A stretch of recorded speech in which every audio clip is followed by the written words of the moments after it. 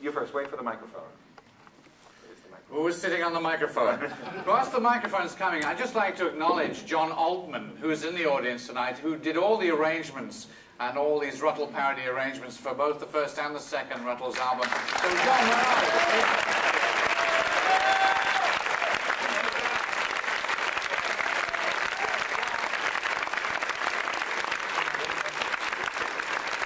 Okay, we have the first microphone over here, and then the second one will be coming. Yes. Yes, sir. Whoever has the microphone, please speak. Hello? Okay. Whoever's got the microphone, this petty pilfering has got to stop. Okay. We can have, we'll start over here with Just sing a little. Go ahead, sir. Okay, I got two quick questions.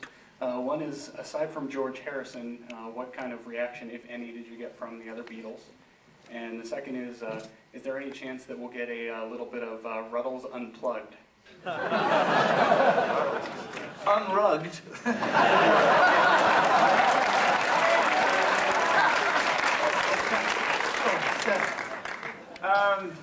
Reactions from the other Beatles. I know Paul wasn't too impressed with your Dirk. No. It's true, I met him and he was a bit standoffish. But Linda loved it, and she kept saying it was hysterical, and she adored it, every minute of it. And then he found out I was from Wallasey, which is near Liverpool. He said, oh, it's okay, he's one of us, he's from Liverpool, it's okay. And somebody asked John, when he was living in New York, what he thought of the Rutles, and he replied by singing Cheese and Onions. So, Ringo said he liked it after 1968. I never really understood that, but we did. Neil and I were actually at George Harrison's house in August, and Ringo and George were there, and George picked up a guitar, and he and Ringo started to sing Ouch. So fabulous. But a very laid-back version. Very laid-back version of Ouch. And I said, well, there's two Beatles and two Rutles. Let's form a group called the Brutles.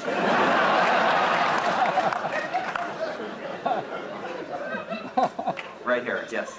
Eric, I heard you this morning on Morning Becomes Eclectic, and you were talking about a sequel to the Rutles.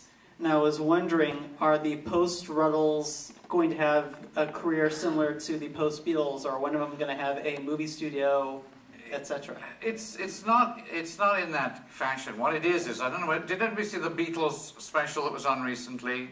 It's called the Beatles Revolution. Well, I'm trying to make a something called the Rutles Evolution, and it's sort of a parody of that. So we've got lots of famous people talking about the Rutles. What I did was I went to a warehouse in New Jersey and found all the Rutles outtakes. And I've been using that as a master. Really? Lucky, really. And I've been cleverly sneaking. Neil did a second album called Archaeology. Which I've been carefully sneaking the music onto the old footage, which is... So sometimes we've even been lip-syncing, you know, cleverly you just catch people. So we have a whole new soundtrack and lots of very silly people, including Tom Hanks, Robin Williams, Steve Martin, Salman Rushdie, all talking about how influential the Rutles were. So it's not a sort of sequence of the story, it's more like a recap 23 years later, looking back now at what the Rutles meant to our lives. And Gary didn't know about it till this evening. But the check's in the mail. We haven't sold it, by the way, so if anybody knows any television executives who are looking for some desperate material. Okay, we'll have a question right here and then right down here. I'm kind of amazed that Rutlemania lives after all this time. I'm wondering if each of you could speak about, between the time that this was made and today, have people come up to you individually and talked about the Rutles, asked about the Rutles? I mean, you know, it's not like you've been active all this time doing the Rutles, so this is amazing. Yeah, it happens to me a lot. I mean, I play drums with Bonnie Raitt, and I'm on the road, and we just do some wonderful gig, and you know, you come off stage, and somebody goes, "I know you. You're Stig."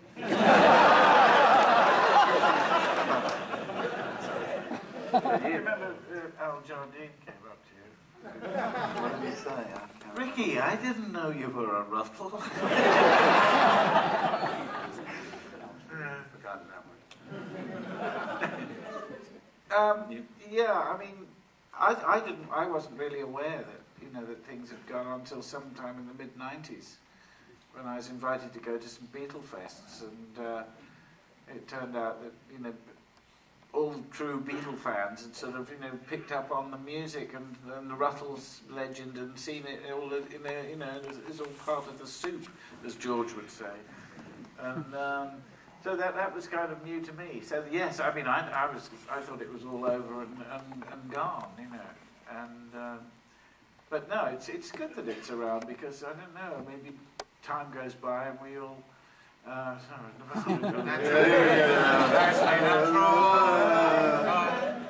But anyway, but maybe we become a little bit more used to, or a little bit more jaded with the way things are, the way we're sort of popped at by, advertising and things like that, the way things are presented, and the Beatles do, for a lot of people, represent an era of, great optimism and things like that, and so anything that puts a little smile on that kind of thing, well, maybe that's why you should never analyse things, should you? Very good. But I have had a long day. I have the clip, a couple of them on a commercial, and I do commercials on the reels, and the people of the right generation, I get a lot of feedback from it, actually. People remember it and really do like it. It's amazing. And you obviously did videos afterwards with Paul Simon. Right, yeah. And then you did George Harrison. I did with George, yeah. George should be spoken about. He was really around and for this thing, by the way, in those days, when he was closer to being the Beatles. Do you remember the one time in your kitchen when he was there and we were making fun of the... I don't know, we were doing some scene, and I just remember him saying once that he was there strumming the guitar. I forget. I remember it being in your kitchen, though, and he finally said... come on, you guys, I mean, we were the Beatles. And then he sat for a second and he says, screw it, I don't care. But he was around and really, really instrumental in being positive and great about the whole thing. So. Yeah, I think in many ways, I think of it, because of what George's input was as well at the time, it was a kind of semi-official biography of the Beatles. Yeah. Because remember, we looked at the footage that Neil has. Right. There was depressing. There was a Beatle film which was called The Long and Winding Road, which was never released, because none of them could ever agree what to put in or cut out. And there was an assembly of all the Beatles story, and he showed it to us, and it was wonderful. And they would never agree. They couldn't possibly put it out. So this film is a sort of parody of that film, which never came out. And a lot of what it came out eventually in which one is it? Anthropology, right? Anthropology. What? Anthology. Anthology. Thank you. Who cares? It's an ology. Yes, an ology.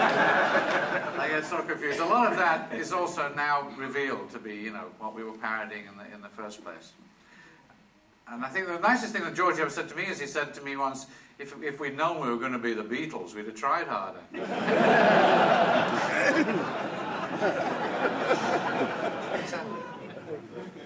Next questions. We have a question right here. Okay, sir. Remember? Is it true that the Rutles sold all their songs to Jermaine Jackson?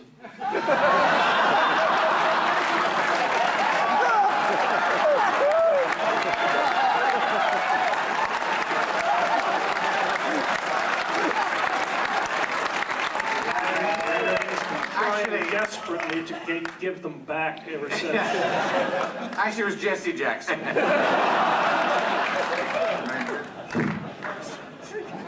Yeah, I think it happened around the same time as Barry's wedding. There's a lot of confusion going on. Okay, yes, sir. I've always said that the more you know about the Beatles, the funnier this movie is. Were there any jokes or scenes where you just thought no one's ever gonna get this? I don't know. I think my favourite scene is Gwen Taylor doing Mrs. Mountbatten, Mrs. Iris. Yeah. It's such a wonderful performance, and she also plays Chastity. She plays both of those roles. I mean, she's an extraordinary actress who was with us on Rutland Weekend Television. I know that doesn't answer the question, but it avoids it.